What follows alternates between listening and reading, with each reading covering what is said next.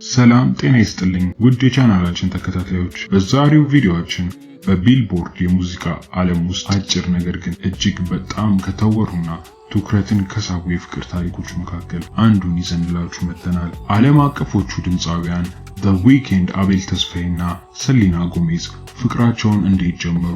በሁለቱ መካከል ምን ተከሰተ? መጨረሻቸውስ ለምን መለያየት ሆነ? ሙሉ ታሪኩን በአጭሩ እናያለን። አብራችሁን ቆዩ።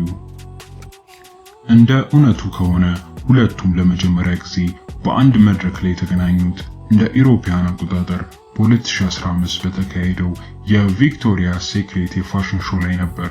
በወቅቱ ሁለቱም በመድረኩ ላይ አሪፍ ፐርፎርም አድርገው የነበረ ቢሆንም በጊዜው የነበራቸው ግንኙነት የሥራ ብቻ ነበር። ሰሊና ከጀስቲን ቢበር ጋር፣ አቤል ደግሞ ከሞዴል ቤላ ሀዲድ ጋር የነበረበት ወቅት ነበር። ነገሮች የተቀየሩት ግን በጃንዋሪ 2017 ላይ ነበር። ሁለቱም ከቀድሞ ፍቅረኞቻቸው ጋር ከተለያዩ በኋላ በካሊፎርኒያ ሳንታ ሞኒካ ውስጥ በአንድ ሬስቶራንት ውስጥ በፓፓራዚ ካሜራዎች ፎቶ ተነሱ።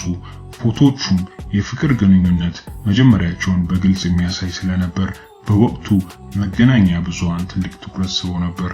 ከዚያም በኋላ ግንኙነታቸውን ይፋ ለማድረግ ብዙም አልቆዩም።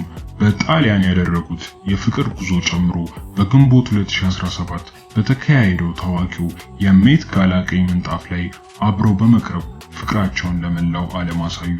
በዚያው ዓመት ሰሊና ጎሜዝ በኩላሊት ህመም ምክንያት አስቸኳይ የኩላሊት ንቅለ ተከላ ቀዶ ሕክምና በተደረገላት ወቅት አቤል ከጎኗ በመሆን ትልቅ ድጋፍ እንዳደረገላት ይነገራል። ፍቅራቸውም በጣም ጠንካራ፣ እውነተኛ ይመስል ነበር።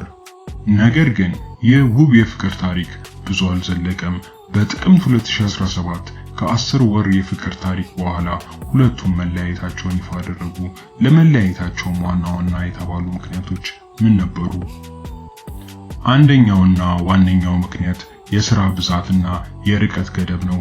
በወቅቱ The Weeknd በዓለም ዙሪያ የሙዚቃ ኮንሰርት ስታርቦይ ቱር ላይ የነበረ ሲሆን ሰሊና ደግሞ በኒውዮርክ አዲስ ፊልም በመቅረጽ ላይ ነበረች። ይህም የርቀት ልዩነት አብረው የሚያሳልፉበትን ጊዜ በጣም አጠበበው። ሁለተኛ ምክንያት ተብሎ የሚነሳው ደግሞ ሰሊናና አቤል ከመለያየታቸው ጥቂት ቀናት ቀደም ብሎ ሰሊና ከቀድሞ ፍቅረኛዋ ከጀስቲን ቢበር ጋር እንደገና መገናኘትና አብሮ መታየት ጀምራ ነበር። ይህም ሁኔታ በብዙ ደጋፊዎች ዘንድ ለመለያየታቸው ትልቅ ምክንያት እንደሆነ ይታመናል። ከተለያዩ በኋላ ግንኙነታቸውን በሰላም እንዳጠናቀቁ ቢናገሩም አቤል The Weeknd በ2018 ባወጣው My Dear Melancholy በተሰኘው አልበሙ ውስጥ ያሳለፈው ስሜታዊ ስቃይ ገልጾ ነበር። በተለይም Call Out My Name በተሰኘው ዘፈኑ ውስጥ ስለ እርሷና ስለ ከፈለው መስዋዕትነት በግጥሞቹ አምርሮ ዘፍኗል። በአሁኑ ሰዓት ሁለቱም በየራሳቸው መንገድ የቻሉትን ያህል ስኬታማ ህይወትንና የራሳቸውን የፍቅር መንገድ እየመሩ ይገኛሉ። የዘ ዊክንድና የሰሊና ጎሜዝ አጭር አነጋጋሪ ፍቅር ታሪክ ይህንን ይመስል ነበር።